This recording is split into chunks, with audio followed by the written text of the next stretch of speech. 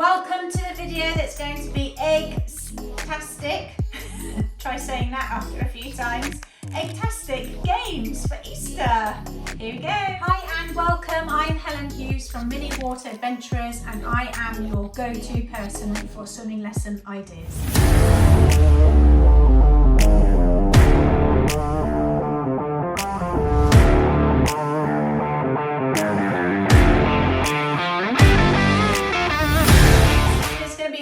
Video on this. So this video is going to be for mainly for parent and toddler and preschoolers and early stages. Not to say that these activities can't be adapted for the higher stages, but I'm going to do a different video for the higher stages. So make sure you go and check that one out too. So I have my trusty notebook planner here that I designed for you as swimming teachers, which is available to purchase if you find having everything together rather than loads of different bits of pieces of paper, then this is for you. I'm finding it extremely helpful because I have a fair few different things out here to choose. You could probably do this for a good 2 or 3 weeks. So if you haven't checked out my Mother's Day video, I have also got one of those, and I also have resources for St. Patrick's Day as well if you are looking for some of those, because it's all in the month of March here this part of the world. So if you're wanting to look into those, you go for that as well. So first on my list are collecting eggs, because what's not Easter without Easter eggs? So a couple of things that you can use for that. If you don't have to, you can purchase loads of different colourful, they come in a massive pack of eggs that you can get. Or they also come in eggs like this, or you can also get sensory eggs as well. So, and if you don't want to be purchasing anything like this, absolutely fine. You've also can use traditional ball pit balls as well that can be eggs this time, so using lots of different multiple colours of those, or you could always use the trusty ping pong balls as well if you've got those, if you're not wanting to spend out on these colourful eggs. Now the reason why I like these eggs is because a child loves an element of surprise. So I always use lots of different ones for these, because I've used gold ones, and like I said, I've used different sort of style type of eggs through loads of different themes, because even though they've done the same activity over and over again, they still love opening it up and seeing what's inside. And it really gives them, you know, especially if children are really struggling with, say, blowing bubbles or putting their faces down in the water, this really gives them something to focus on and purpose on relative to what they're working on. So these have holes in them as well. So it's a great way of them seeing bubbles going on under the water when it's being filled up. And then they also, once they've filled up, you can actually, you know, sort of sprinkle all the water as well over, which they love to do. So lots, even just in eggs themselves, there's so many different things that you can use. For this purpose, I love a sensory egg for the parent and toddler class, because they sound amazing underneath the water as well. So what I'm going to do for this activity is that I do actually have some baskets as well. So you can you can purchase some type of Easter baskets that are plastic, that are very inexpensive, that again you can use as anything as a container for throughout your themed lessons. But I have a bucket here to show you today. They can either, you can put the buckets out on the side of when they're going to choose which one that they want to have, or they can always take them with them. So it just depends on how you want to conduct this activity. I like mixing up a little bit, especially because if they're trying to go and collect the eggs with the buckets fill up with water. If they fill it up and they put the eggs in, the water pushes the eggs out, so then they have to go and collect them again. So it's a lot of water awareness as to, you know, what happens with this X, Y, and Z, the action of what happens with regards to water. So it gives them a little bit more of understanding how water works through exploration. So it's great if they're wanting to take their buckets. So a couple of different things. You can throw these out in the water depending if you have your own pool. If you're sharing your pool, you might not want to necessarily do that, but you can place them up on the side, or you can place them in loads of different places that they are going on that egg hunt to try and find them. You can add in also that you've got other things dotted around of where the eggs could be underneath things, or they could actually be on top of things, they could be behind them.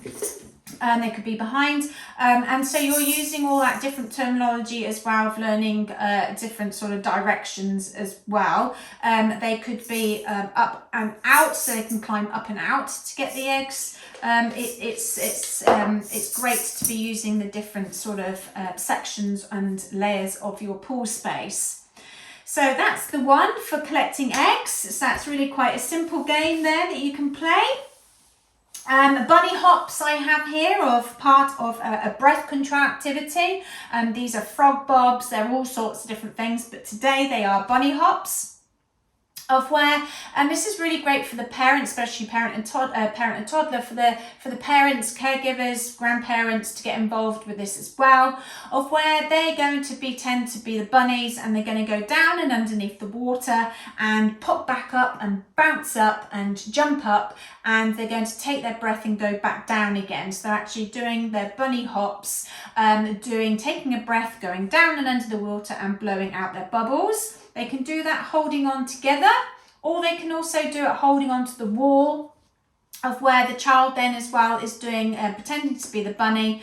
They can even pretend to pee their ears on, they can rub their noses, they can wiggle their tails just to add in that little bit of a character for it. And they can pretend to wipe their whiskers if they want to, and they've got a little bit of a bow tie on. You know, again, adding lots of little cute things like this really helps with the child's imagination to get into what they're doing, and then it's not so overwhelming for a child if they straight away saying, right, you're blowing your bubbles now. If you're adding a little bit of a creative story to help them, you're going to be your bunny now, let's put your bow tie on, are your ears all good, what about your nose, whiskers, and then they'll be ready then to blow their bubbles. So, and if they're not quite sure about going down and under, that's fine. They're just going to be blowing their bubbles out. And then if the parents, a great mirroring, we love the child mirroring the parent. So if they're doing it, that's amazing as well. You can also add in mirrors as well for them to look at themselves down and underneath the water. These are amazing. I love Baker Ross. I have a number of different things which I'll show you, a couple of other things from Baker Ross as well, of where you can create and make these yourselves. They come as a kit and you put the mirrors. They are really great and the children really love to see these. But these are great for back activities. But following on from the breath control is that they can have these down and underneath the water, and then look at themselves, but they can also see themselves blowing those bubbles. Or you can also then put them down the side as well, of where they're on the wall. You can always hold it down or have the parent hold it down and under, and at different levels of the water that they can see themselves blowing their bubbles. So adding in something like that is great. Then I have carrot floats, so they're going to be carrots. You can even have them holding on to a carrot if you wish to. You can always use real carrots if you want to, why not? And basically they're going to pretend to be a carrot, and they're going to be floating on their backs, and they can talk about carrots if they wish to. You can do a couple of things about, we need to eat our carrots to make sure our eyesight's really good. You can add in some things there in regards to carrots. So bunny rabbits obviously love carrots, so why not do those? Then I have an Easter egg matching game. So I have these as a template. I have a Easter resource pack for you where you can purchase. It's on offer at the moment, so it's an absolute bargain of £5 only for the moment this time of year, and I have everything on here, including all the activities and a list and all your resources that you need in order to print off to use. So there is a number of different sequences and different colours on your resource pack. So basically laminate it, print it off obviously, laminate it, and then you're going to cut up the strips. Then what I have used before is like an ice cube tray, or you can always use, you know, sort of bowls and things like that, just to stop the eggs from rolling off. They don't roll as far as balls. So even if you do go and get your egg, then what they're going to do is you've got the different eggs located around. And so for instance, this is what I've chosen to come back to, is that I'm going to then go and collect the eggs relative to what's on my mat here. I find it really helpful when there is like a tray or something that they can put it on so it doesn't roll away. So to go and get blue, and then they can choose, but they need to make sure they put them in orders. So you've got that colour matching game, which is part of the resource, which is good fun. Great, even preschoolers, perfect for as well. And to be honest, even the early stages, because they're still 4, 5 and even 6 years old, still, it doesn't matter even if it is colour matching, you're doing sequencing, and you can always put some things in here anyway that they can open up and see what's inside too. Then I've got collecting sweets. So this is all port. It could be different warm-ups to do this. It could be you're focusing on kicking. It could be focusing on independent swimming. At this age group, I use the Orca swim trainers. That means that they've got their arms free so that they're not contained in their noodles all the time, that they can go off and got that layer of protection of where they can go off and really explore and get really into the activity that you're doing without being worried about sinking or going under or focusing on trying to get breaths and things like that. You know, they have that buoyancy in the water that they can go off and do this. So collecting sweets and chocolates. So I have part of a cake stand or a dessert tray stand, which I've mentioned in my Mother's Day themed video, is that you get all of these types of chocolates and things. You get donuts and biscuits and all sorts, which, you know, Easter's all about as well, isn't it? Chocolates. And you're going to go and collect these. They could be inside the eggs. You could put them, hide them again. You can have them spread out in different places as well with the chocolates. And then you can also, I've done a different video on making your own DIY sweets using craft foam, which again I've used so many times on other themes as well. So once you make them, you'll be reusing them lots of times. You can even add them to straws as well, where they can practice blowing their bubbles, and they can be wands and different things that you can use those. So you can make your own sweets and chocolates. So that's that one. You can even put the chocolates in these golden eggs, which are from Baker Ross, and I've got chocolate inside, so they can go off and collect the eggs, but then there's chocolates inside. So different sort of ways of just collecting the eggs and the chocolates. You can add them to the eggs if you wish.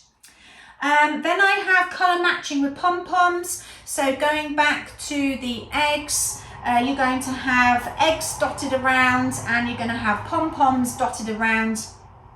And it could be that in the bucket you've got all the pom-poms in there, or you could have the eggs in here, depending on how or which way you want to do it. And they pick out which colour that they're wanting to go and match. So you'll have the same eggs coloured to the pom-poms that you have, or as close as that you can, that they then go off and match it. Which is a great visual. They're focusing on what they're looking for. They could then be focusing on their arm pulls. They could be then blowing it back. They could be blowing and opening this up, putting that in. So many different things doing that one as well. So that's the colour matching with pom-poms, which is on the resource.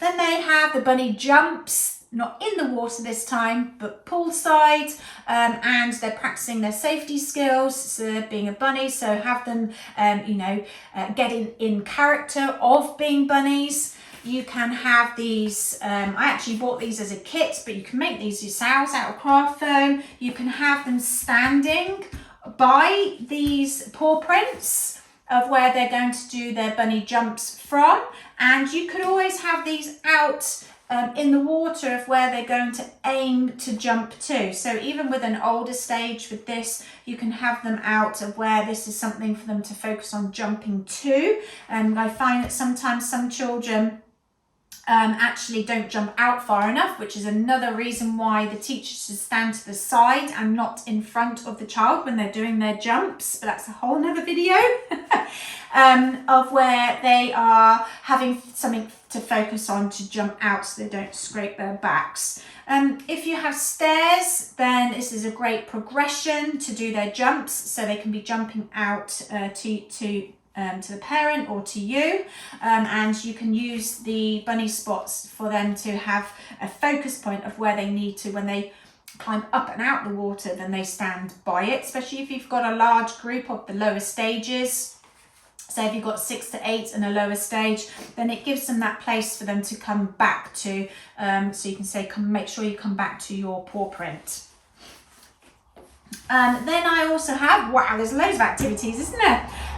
You've also got how many carrots for the bunny, so you've got a couple of different ways that you can do this. You can always decorate your bunny as well, so there's an extra one in there which I haven't added, but another bonus here for you. These are from Baker Ross, and I love these. You make them yourselves, and I think they are part of a weaving kit, but instead of putting the tummies on where you weave the bits through, I actually just kept the tummies off. So these are great because they come in different colours. So I'll do the carrot one first. So they're going to have whichever bunny that they have chosen, they're going to go and collect their carrots. So you can have them off and just go and collect carrots, or you can also then add, so the carrots obviously will need to be placed in a container so they're not all over the shot. So I would keep them contained for this activity, but again, it's entirely up to you. And you can also then add in specific amounts that they are going to collect. So as I've used before, you can either use a bucket that they choose which number they're going to get. You can use a water bag, or like a toiletry bag, water bag that you can put them in, that I've used before, that they put their hands in and that they can choose the number. And that number corresponds to how many carrots that they're going to get. You can buy these in massive packs, but you don't necessarily have to have these as, buy these as carrots. You can always use orange balls as their carrots, so they then have to go and collect the 4 orange balls as their carrots. And then, so that's the carrot game, but you can also then decorate. So Bunny has lost his nose, so you can always use ping pong balls or pom-poms for their noses. Again, you can use the bigger ones as well for their nose, depending on their age group. So they can go and get their noses, and you can add in a number amount if you wish to, or you can use the ping pong, and they've lost their tails. So you've got the ping pong balls and pom poms for their tails. So they're going to go away and go and find where they have dropped their tails, fallen off, and their nose has fallen off, which is not good, is it?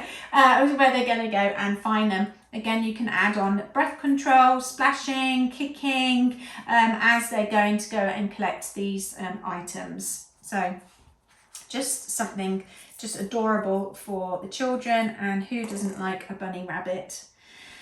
A couple more to go. So I also have this in your resource pack of where you can print it off and laminate it, and they're going on a letter hunt. So a couple of different things that you can do, different ways you can do this. Let me just get my letters. You can have them in that can fit in sort of a larger egg, if you like, where they go and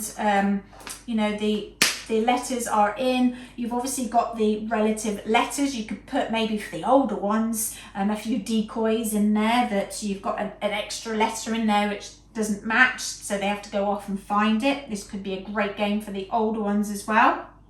You can add in almost like not a sentence, but a couple of words. They have to work together, but that's another activity for you. So they go and find the letters. So they get the eggs. You can do this as an individual activity. So depending on how many times you want them to go, obviously depending on the words that you use. and they go and collect, and then they have to know what other letters that they have to then go and find that's left from the word. So they go and get this. You can be in the noodles, it could be independent swimming, and they could be practicing their actual strokes. You could do bunny, so you could do have bunny written here, so they go and find the letters as well. These could be stuck on the side of the wall depending on what space that you have. So that's an U and that's a N. So you can have them stuck on the side, you can have them floating in the water, they could be sort of on a kickboard, and they could be not in the right order, but they go and pick it off. So for the younger ones, you could still have the letters of the correct letters that they're supposed to go and find, but they could be all jumbled up on the kickboard, and then they just go and collect, and then they put them in the right order. So again, a couple of different ways that you might want to do this, which is a great learning opportunity as well. As those that know me, I used to be a school teacher, so any opportunity of extra learning is always a bonus, isn't it? So last one here, it's actually not on my resource, but I'm going to send it to you as a freebie. Bunny's Party, and they have so Easter Bunny has all of these items here that you're going to go and find. So make sure that you have these that they're going to go and find. Again, if you don't have these of actual physical sweets and chocolates and things, you just create an image or use craft foam to make it. So if you don't have a lamb as a toy, a bath toy or what have you, then actually just do a lamb's face or something out of craft foam. Or it could be that again, you get, with the baby chick, you get some eggs that are the baby chicks, or you could have, the yellow balls and just put some eyes on it, or the yellow ball is the baby chick, for instance. Or it could be that, again, from Baker Ross, you can get these little cute little egg sets here. So that's a freebie there if you wish to have that. So that is the end of the scavenger hunt for that. So that is it for preschoolers and parent toddler. Like I said, you can use these for the older ones as well, and you can sort of adapt to it. A couple of other things that I wanted to add into it is that I actually have these for sale in my shop as well, which I've used quite a few times actually, and the children really like this because it's a stacking toy, and they you can get I think they're about £5 I'm selling these for, which is nothing, and they're really cute because they're stacking, and you can do a couple of different things with this anyway as well. So they can be stacking them, they can be filling them with water, they've got holes in them, and cheep, the little cheep here, and they really enjoy sort of, there's baby chick there of where, and then they can put things back in. So you can put these under the water that they have to go and collect, you can put them out in the water that they have to go and collect and build, and then they have to put them together. These things that I've just got and tried over the years of where the children do absolutely love. And also, even if you did purchase some of these and hand them out as either a part of a competition you may have over Easter, or it could be a little bit part of a gift set that you may be giving out, or maybe offering to parents that you might want to give out or offer as a purchase for your parents for bath time, but also they can take it to the pool, but you can use it during your lessons as well. So I hope you liked this video and it gave you lots of inspiration, that there was a fair few number of different things there for you to do. You don't have to do them all, obviously, but you can use these over a period of time, and you can pick and choose which you would find useful for your swimmers that you have. Make sure that you subscribe so you don't miss out on any of the videos, and I would really appreciate a like as well. That means that you are in agreement that you're liking this, but also shows and gives out more opportunities for other swimming teachers to see this video as well. So if you have any other ideas yourself on any other comments that you want to put below, make sure you add that as well. Needing an equipment list or anything, that will be in the comments section of where you can purchase some of these items as well. So next video or another video for you to watch will be the high stages, so make sure you go and check that out as well. Take care and have a ton of fun. Have an egg-tastic time. Bye.